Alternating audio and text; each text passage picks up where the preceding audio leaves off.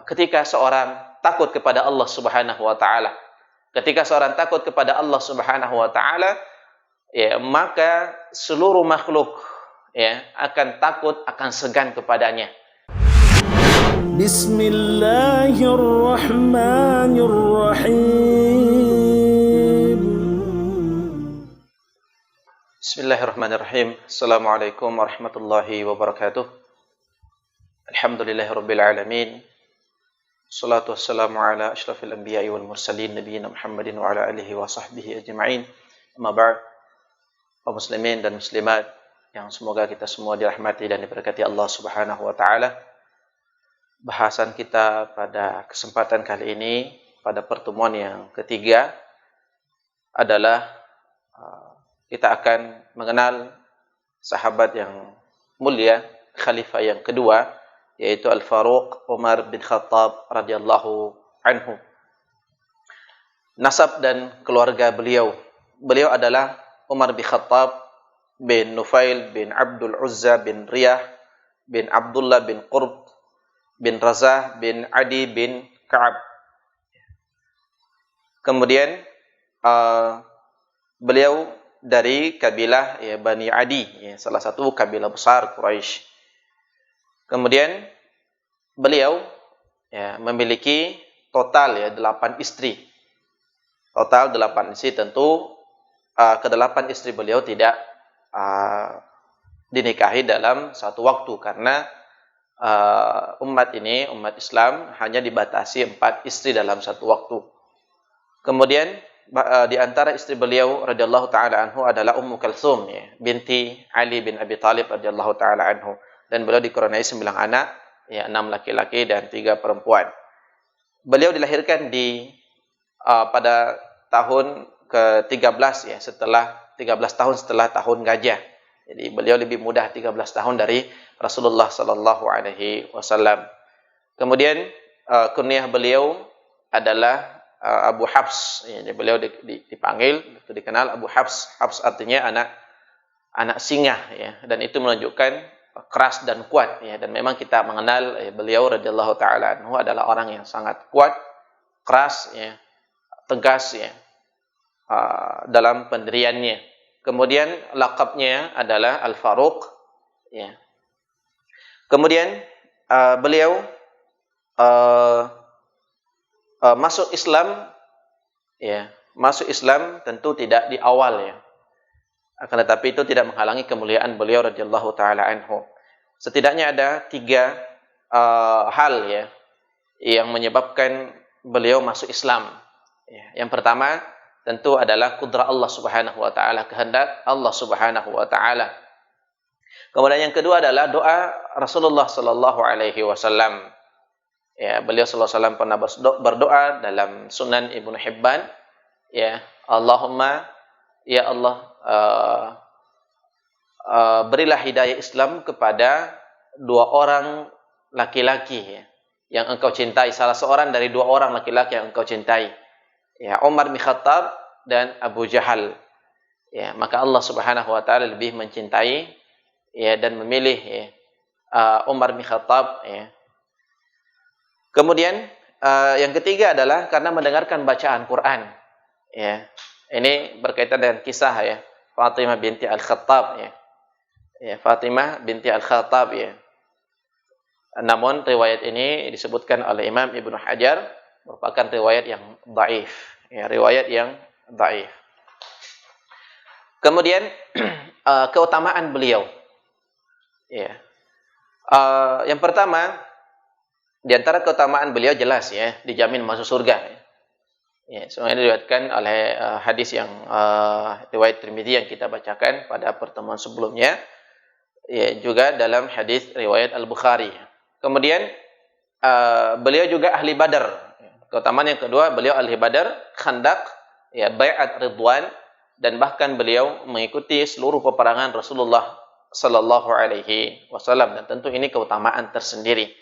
Ya, terutama ahli Badar ya, dijamin masuk surga. Orang yang mengikuti Bai'at Ridwan tidak akan masuk neraka, berarti masuk surga. Keutamaan yang ketiga adalah ya, mulianya Islam dengan Islamnya Umar.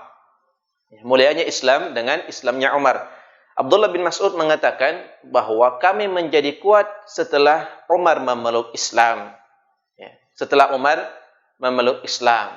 Ya, bahkan ya, dari sebelumnya Nabi Shallallahu Alaihi Wasallam berdakwah secara sembunyi-sembunyi, ya, dan beliau memusatkannya di rumah Al-Arqam bin Abil Arqam. Akan tapi setelah Islam memasuki hati seorang Umar bin Khattab, maka beliau pun ya, mengusulkan kepada Nabi SAW untuk berdakwah atau menyiarkan Islam secara terang-terangan di tengah-tengah kaum Quraisy. Lalu kemudian beliau juga di antara keutamaan beliau adalah sahabat yang hijrah secara terang-terangan ke Madinah. Ya. Selain Hamzah tentunya ya. Selain Hamzah, dua orang inilah yang hijrah terang-terangan ke Madinah. Bahkan mereka mengumumkan ya kepada khalayak ya bahwa mereka ingin hijrah ya, dan menantang mereka ya.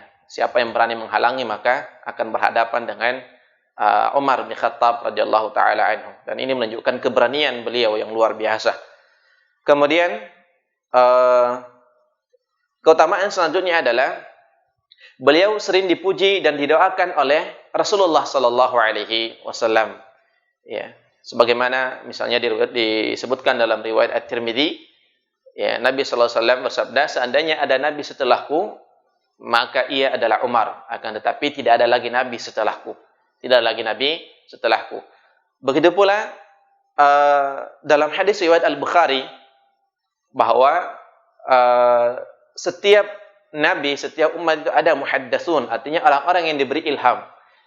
Dan muhaddatsun, orang-orang yang diberi ilham, orang yang diberi ilham dari umatku adalah Umar bin Khattab radhiyallahu taala anhu. Ya, dan ini kekhususan bagi beliau radhiyallahu taala anhu. Kemudian keutamaan selanjutnya adalah beliau adalah satu dari sekian banyak ya, dari sekian sahabat yang ditakuti oleh setan. Ya, sebagaimana disebutkan dalam hadis riwayat Al-Bukhari. Nabi SAW pernah bersabda bahwa seandainya engkau melewati satu jalan, ya, satu lembah, kemudian setan juga lewat di situ, maka setan akan menghindar, mencari jalan yang lain. Ya. Kemudian yang selanjutnya, ya, di antara keutamaan beliau seperti keutamaan yang dimiliki oleh Abu Bakar, ya, Nabi SAW memerintahkan ya, kepada umatnya untuk meneladani beliau. Ya, iqtadu bil ladaini min ba'di Abu Bakar wa Umar. Ya, ikutilah jalan orang-orang sepeninggalku, yaitu Abu Bakar dan Umar. Kemudian keutamaan selanjutnya, ya, beliau sering mencocoki kehendak Allah Subhanahu wa taala. Ya, dalam beberapa kejadian. Ya, dalam beberapa kejadian. Misalnya beliau pernah mengusulkan kepada Nabi sallallahu alaihi wasallam atau mengatakan kepada Nabi sallallahu alaihi wasallam bahwa beliau sangat ingin ya, suka ya salat di belakang maqam Ibrahim. Ya, sehingga ini disebutkan dalam diriwayatkan oleh Al-Imam Al-Bukhari. Maka turunlah ayat tentang disunahkannya salat di belakang maqam Ibrahim. Begitu pula tentang ayat-ayat hijab. Ya. Dalam riwayat Al-Bukhari, ya. Begitu pula tentang perkataan ya. Perkataan beliau kepada istri-istri Nabi sallallahu alaihi wasallam juga diriwayatkan oleh Imam Al-Bukhari. Begitu pula tentang tawanan Badar, ya. Kalau menurut beliau seluruh tawanan Badar dibunuh saja semua, ya. Karena mereka ini jelas-jelas orang yang melawan, ya. Dan ini adalah peperangan pertama, maka kita harus memberikan pelajaran kepada mereka, ya, sehingga kita bunuh mereka saja, ya. Karena semua yang keluar ini adalah para pahlawan, para jagoannya, ya. Para pembesar-pembesar Quraisy yang memang mereka bertujuan untuk menghancurkan Islam, memerangi Islam, maka dibunuh saja. Ya. Tapi Nabi SAW lebih memilih pendapat usulan dari Abu Bakar Siddiq radhiyallahu taala anhu. Kemudian juga tentang larangan mensolati orang munafik. Beliau ketika Abdullah bin Ubay bin Salul, tokoh gembong munafikin di Madinah, maka Nabi SAW ya ingin mensolati Abdullah ya, akan tetapi dicegah oleh Umar bin Khattab. Ini diriwayatkan dalam riwayat hadis Al-Bukhari dan Muslim. Kemudian keluasan ilmu Umar bin Khattab radhiyallahu taala anhu, dan itu digambarkan dalam riwayat Al-Bukhari dan Muslim, bagaimana Nabi SAW pernah bermimpi ya, diberikan sebuah wadah ya, yang berisi penuh dengan susu, kemudian beliau minum, maka sisanya diberikan kepada Umar bin Khattab radhiyallahu taala anhu, dan beliau mentakwilkan bahwa ya itu adalah ilmu. Kemudian selanjutnya adalah kecintaan Umar bin Khattab kepada Nabi sallallahu alaihi wasallam yang luar biasa, yang sangat luar biasa ya, sebagaimana disebutkan dalam riwayat Al-Bukhari ya, riwayat Al-Bukhari, bahwa beliau lebih mencintai Rasulullah sallallahu alaihi wasallam dari siapapun, bahkan melebihi dari beliau sendiri.